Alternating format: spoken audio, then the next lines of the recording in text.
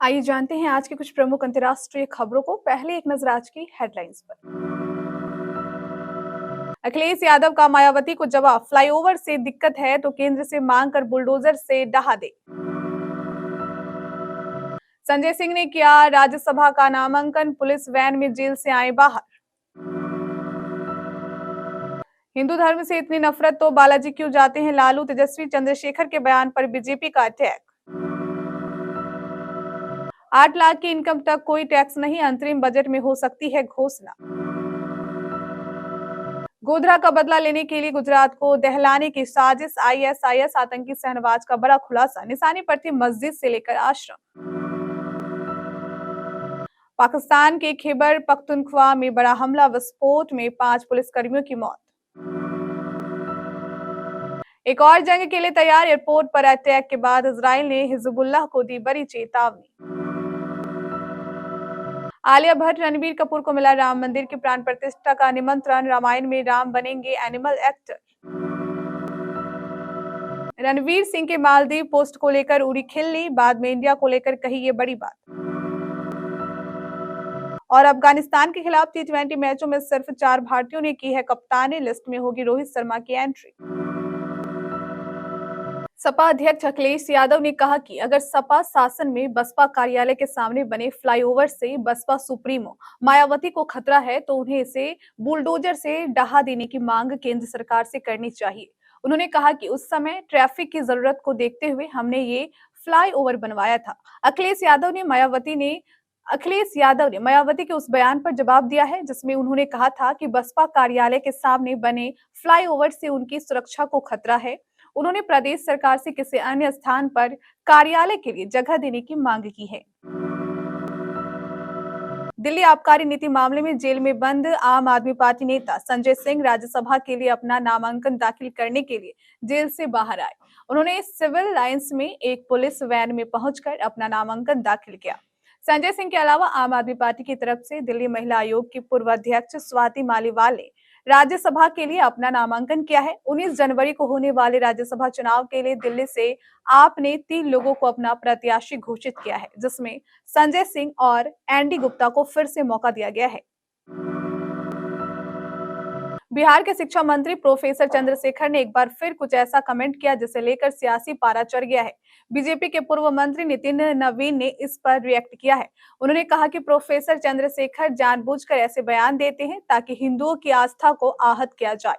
Professor Chandrashekhar ये बातें तेजस्वी यादव के इशारे पर करते हैं ताकि मुस्लिम वोट बैंक को अपने साथ लाया जा सके। बीजेपी नेता यही नहीं रुके, उन्होंने कहा कि हिंदू धर्म से इतनी नफरत है तो तिरुपति बालाजी क्यों जाते हैं। लालू यादव और तेजस्वी बीजेपी के पूर्व मंत्री नितिन नवीन ने प्रोफेसर चंद्रशेखर के बयानों से आहत होकर कहा कि यह बिहार का दुर्भाग्य है कि बिहार को ऐसा शिक्षा मंत्री मिला है। फाइनेंस मिनिस्टर निर्मला सीतारमण 1 फरवरी को अंतरिम बजट पेश करेगी। इसमें चुनावी वर्ष में टैक्स पेयर्स को गुड न्यूज मिल सकती है। मीडिया रिपोर्ट के मुताबिक इसमें नए इनकम टैक्स रिजिम के तहत छूट की सीमा 7 लाख रुपए से बढ़ाकर 7.5 लाख रुपए की जा सकती है। ऐसा होता तो 8 लाख रुपए तक की इनकम पर कोई टैक्स नहीं देना होगा।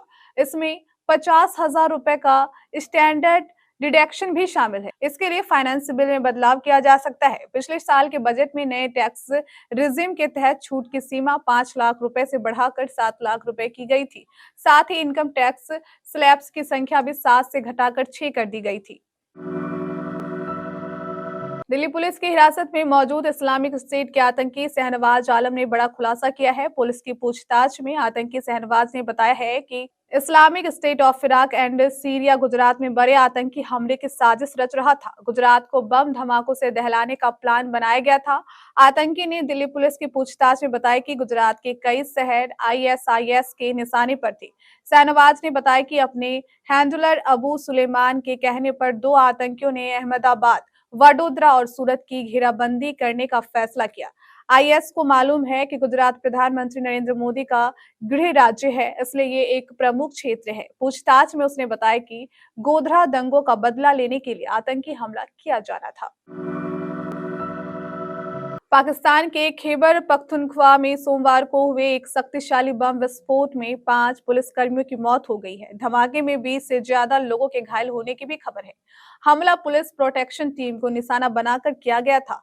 हमला उस वक्त किया गया जब बाजोर जिले में एंटी पोलियो अभियान में ड्यूटी पर लगी पुलिस टीम को ट्रक में ले जाया जा रहा था। इसी दौरान आईईडी धमाके में 5 पुलिसकर्मियों की मौत हो गई। घायलों को बाजोर जिला अस्पताल में भर्ती कराया गया है। घायलों में कई की हालत गंभीर है। इजराइल ने आतंकी संगठन हिजबुल्लाह को एक खतरनाक चेतावनी दे डाली है। इजराइल ने हिजबुल्लाह को कहा है कि वे हिजबुल्लाह से लड़ने के लिए एक और जंग के लिए तैयार है। हिजबुल्लाह ने इजराइल के एक एयरपोर्ट पर अटैक किया है। इसके बाद बौखलाए इजराइल ने हिजबुल्लाह को ये चेतावनी दी है। इजरायली सेना ने रविवार को कहा कि हिजबुल्लाह ने उत्तरी इजराइल में एक हवाई यातायात नियंत्रण अड्डे पर हमला किया है। इजराइल गाजा में हमास के साथ जंग लड़ रहा है। वहीं तेबनान में स्थित हिजबुल्लाह संगठन भी उत्तरी इजराइल पर लगातार हमले कर रहा है। हिजबुल्लाह को ईरान का समर्थन प्राप्त है। हिजबुल्लाह को इजराइल ने चेतावनी ऐसे समय पर दी है जब अमेरिका मिडिल ईस्ट में जंग को समाप्त करने के लिए अपने स्तर पर लगातार प्रयास कर रहा है। आलिया भट्ट और रणबीर कपूर को 22 जनवरी 2024 को अयोध्या के राम मंदिर की प्राण प्रतिष्ठा में आमंत्रित किया गया है। राम जन्मभूमि पर बहुप्रतीक्षित ऐतिहासिक श्री राम मंदिर की प्राण प्रतिष्ठा बस कुछ ही दिनों में होगी।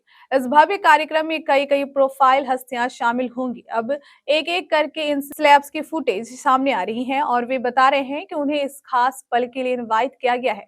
इसी बीच आलिया भट्ट और रणबीर कपूर की फोटो भी सामने आई है। इंस्टाग्राम पर शेयर की गई फुटेज में दिखाया गया है कि आलिया भट्ट और रणबीर कपूर को अयोध्या के राम मंदिर की प्राण प्रतिष्ठा का निमंत्रण मिला है। समारोह 22 जनवरी 2024 को अयोध्या में होगा। मालदीव और लक्षद्वीप का मामला तूल पकड़ता जा रहा है। बॉलीवुड के कई सितारों ने इंडिया के समर्थन में मालदीव के खिलाफ अपनी बात रखी है। बी टाउन के सितारों के अलावा अन्य बड़ी हस्तियों ने भी मालदीव और लक्षद्वीप विवाद पर अपनी प्रतिक्रिया दी है। इस लड़ाई में रणवीर सिंह भी कूद पड़े हैं। मालदीव और लक्षद्वीप को लेकर सोशल मीडिया पर विवाद छिड़ गया है। इस विवाद पर अमिताभ बच्चन से लेकर अक्षय कुमार तक ने भारत के सपोर्ट में अपनी बात रखी है। मालदीव्स को लेकर मामला इतना गर्माता जा रहा है कि उस जगह को ही बॉयकॉट करने की मांग ट्रेंड होने लगी है। इन सब के बीच एक्टर रणवीर सिंह ने इंडिया को लेकर खूबसूरत बात कही है। हालांकि इसके पहले उन्होंने एक ऐसा ट्वीट किया जिसे लेकर उन्हें ट्रोल किया जा रहा है। टी20 वर्ल्ड कप से पहले अफगानिस्तान के खिलाफ भारतीय टीम को 3 टी20 मैचों की सीरीज खेलनी है। टी20 सीरीज के लिए दोनों टीमों का ऐलान हो चुका है। भारतीय टीम की कमान अनुभवी रोहित शर्मा के हाथों में है। वहीं अफगानिस्तान के कप्तान युवा इब्राहिम जादरान है। दोनों टीमों के पास ऐसे खिलाड़ी हैं जो चंद गेंदों में मैच का रुख बदल सकते हैं। आइए जानते हैं उन भारतीय प्लेयर्स के बारे में जिन्होंने अफगानिस्तान के खिलाफ टी20 मैचों में कप्तानी की है। भारतीय टीम के लिए अफगानिस्तान के खिलाफ टी20 मैचों में अभी तक सिर्फ 4 भारतीय खिलाड़ियों ने कप्तानी की है। इनमें महेंद्र सिंह धोनी, विराट कोहली, ऋतुराज गायकवाड़ और केएल राहुल शामिल हैं। भारत ने अफगानिस्तान के खिलाफ पहला मैच साल 2010 में खेला था।